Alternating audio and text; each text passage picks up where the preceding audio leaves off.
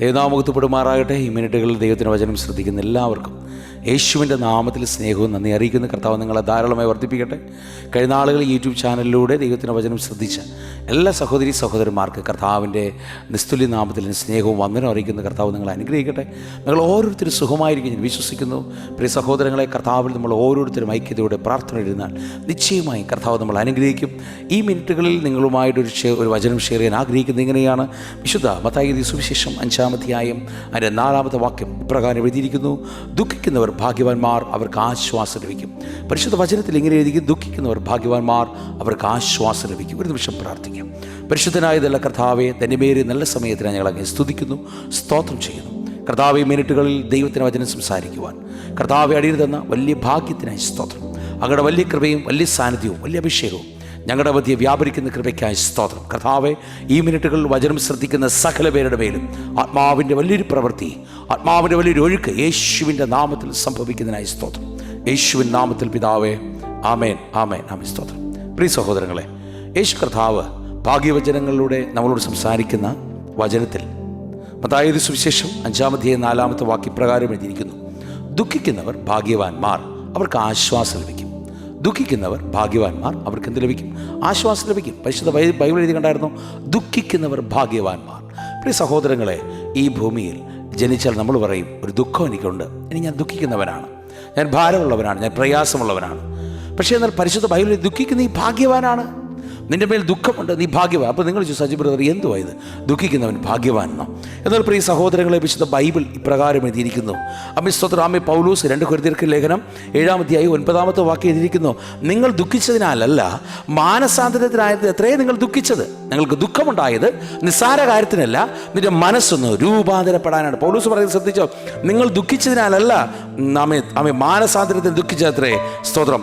നിങ്ങൾക്ക് ഞങ്ങളാൽ ഒന്നിന് ഛേദപരാധണം, ദൈവഹിതപ്രകാരമല്ലോ നിങ്ങൾക്ക് ദുഃഖിച്ചത്.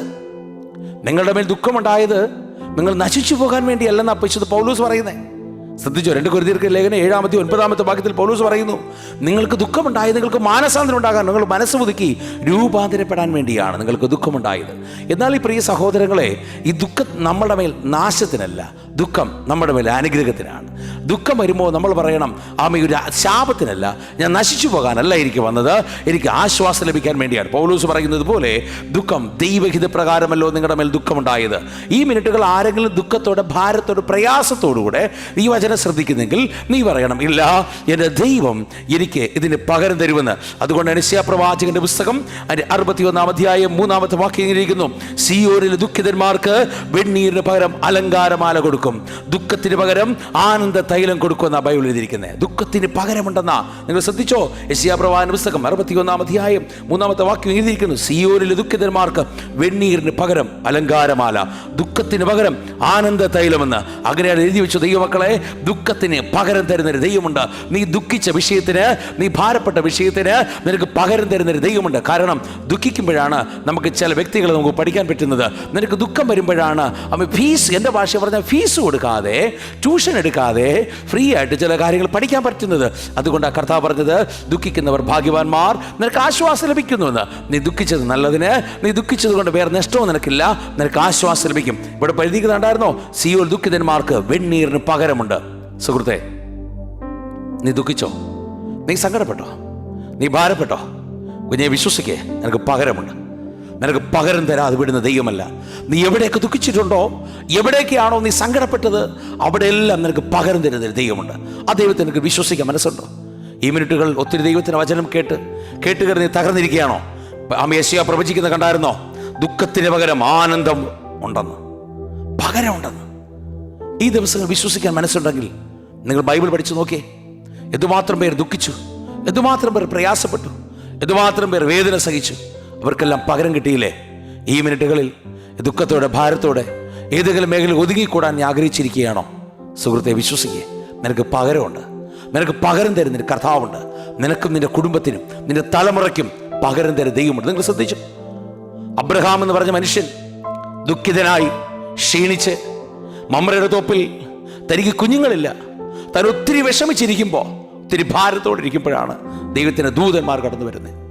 താൻ തൻ്റെ ദുഃഖത്തെ അങ്ങോട്ട് മാറ്റിവെച്ച് താനങ്ങ് ശുശ്രൂഷിക്കുക.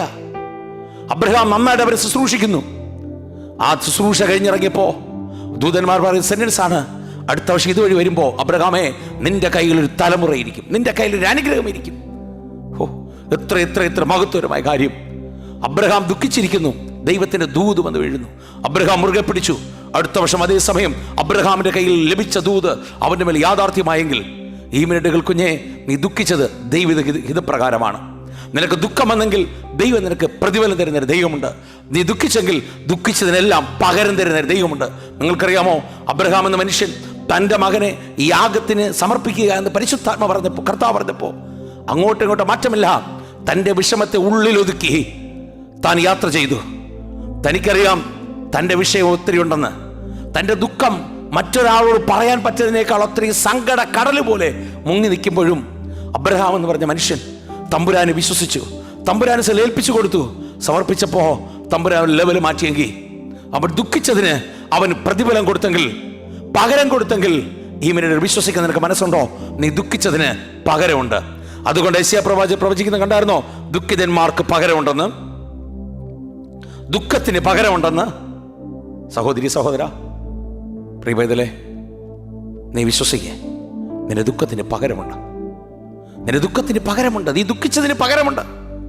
MSA ഷൂട്ട് ചെയ്യുന്നതിന് മുമ്പ് പരിശുദ്ധാത്മനോട് സംസാരിച്ചത് ഇങ്ങനെയാണ്, ദുഃഖത്തിന് പകരമുണ്ടെന്ന് പറയാൻ.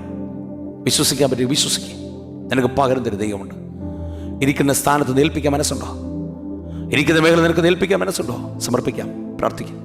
പ്രിയ കർത്താവേ, അനുഗ്രഹമേറിയ നല്ല സമയത്തിനായി സ്തോത്രം. പിതാവേ, ഈ വചനം ശ്രദ്ധിച്ച സകല പേർക്കായി പ്രാർത്ഥിക്കുന്നു. അങ്ങയുടെ മഹത്വം, അങ്ങയുടെ പ്രവൃത്തി ശക്തമായി വ്യാപരിക്കണം. കർത്താവ് അങ്ങ് പറഞ്ഞു, ദുഃഖത്തിന് പകരം ഉണ്ടെന്ന്. ദുഃഖിക്കുന്നവർ ഭാഗ്യവാന്മാർ, അവർക്ക് ആശ്വാസം ലഭിക്കുമെന്ന്. യേശുവിൻ്റെ നാമത്തിൽ ദുഃഖത്തോടെ, ഭാരത്തോടെ, പ്രിയ കർത്താവേ, ഏതൊക്കെ വ്യക്തികളാണോ എന്ത് ചെയ്യണമെന്ന് അറിയാതിരിക്കുന്നു, പിതാവേ, അവരുടെ മേൽ നീ പകരം കൊടുക്കുന്നതിനായി സ്തോത്രം. അവരുടെ വലിയ മഹത്വം പിതാവേ അവരുടെ മേൽ ഇറങ്ങി കർത്താവ് അവർക്ക് പകരം കൊടുക്കുക സ്തോത്രം ചെയ്യും. ഒരമ്മ ആശ്വസിപ്പിക്കുന്നതിനേക്കാൾ ഉപരി എൻ്റെ കർത്താവ് അവരെ ആശ്വസിപ്പിക്കുന്നതിനായി സ്തോത്രം. കൃപയാലെങ്കിൽ സഹായിക്കണമേ. കർത്താവ് അവരെ ആശ്വസിപ്പിക്കണമേ. കർത്താവ് പകരം കൊടുക്കുന്നൊരു ദൈവമുണ്ട്. ഞങ്ങളങ്ങനെ വിശ്വസിക്കും. കർത്താവ് പകരം കൊടുക്കാൻ പോകുന്ന സ്തോത്രം. യേശുവിൻ്റെ നാമത്തിൽ പിതാവേ, ആമേൻ. സുഹൃത്തെ, വിശ്വസിക്കാൻ മനസ്സുണ്ടോ? നീ ദുഃഖിച്ചതിന് പകരമുണ്ട്. നീ വേദനപ്പെട്ടതിന് പകരമുണ്ട്. നീ ഭാരപ്പെട്ടതിന് പകരമുണ്ട്. നീ എവിടെയൊക്കെയാണ് ദുഃഖിച്ചത് അതിന് നിനക്ക് പകരം കിട്ടിയിരിക്കും. യേശുവിൻ്റെ നാമത്തിൽ പിതാവേ, ആമേൻ. God bless you. ഗുഡ് ബൈ. കർത്താവ് നമ്മൾ അനുഗ്രഹിക്കട്ടെ. ആമേൻ, ആമേൻ, ആമേൻ.